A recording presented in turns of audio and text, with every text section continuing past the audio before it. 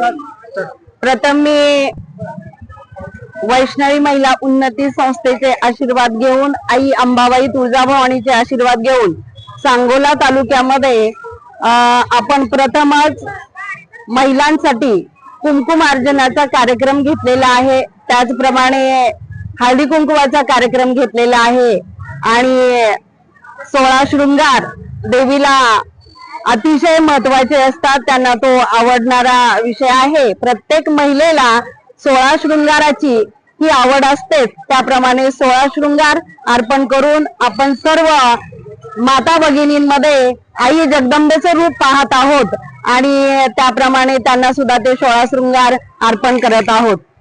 हा आगळा वेगळा कार्यक्रम घेण्याचा अतिशय आनंद आम्हाला झालेला आहे, कारण आज महिला अनेक वर्षापासून उपवास करतायत नवरात्रीचे, पण नवरात्रीचं महत्व आणि कुंकुमार्जनाचं महत्व हे त्यांना माहीत असणे आणि करून देणे सुद्धा अतिशय गरजेचं आहे।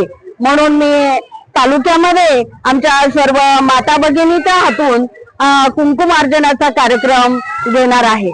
आज या सर्व महिला उत्साहाने सहभागी झालेल्या आहेत। प्रथम आपण आई अंबाबाईच्या मंदिरामध्ये सुरू केलेलं आहे, आजच त्याचं सुरुवात झालेली आहे।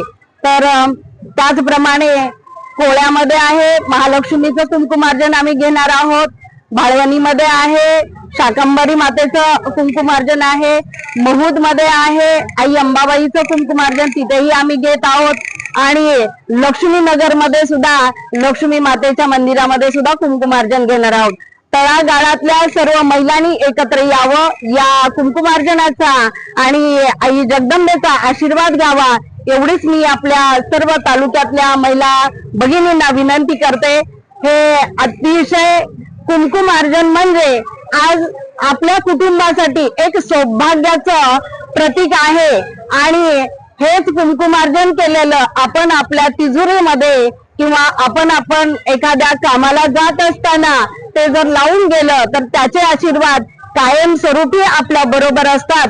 तर हे महत्व अतिशय महत्वाचं आहे। नवरात्र हे अतिशय महत्वाचा विषय आहे, धार्मिकतेचा तर आहेच, परंतु आई जगदंबेची शक्ती सुद्धा प्रत्येक महिलेमध्ये असणं गरजेचं आहे आणि आहेच ती अशीच पुढे टिकून राहावी, एवढीच मी आमच्या सर्व महिला भगिनींना विनंती करते आणि सर्व सांगोला तालुक्यातल्या माता भगिनींना, माझ्या बंधुवर्यांना, लहान थोरांना आई जगदंबेचे आशीर्वाद लाभावेत अशी मी विनंती करते आणि थांबते।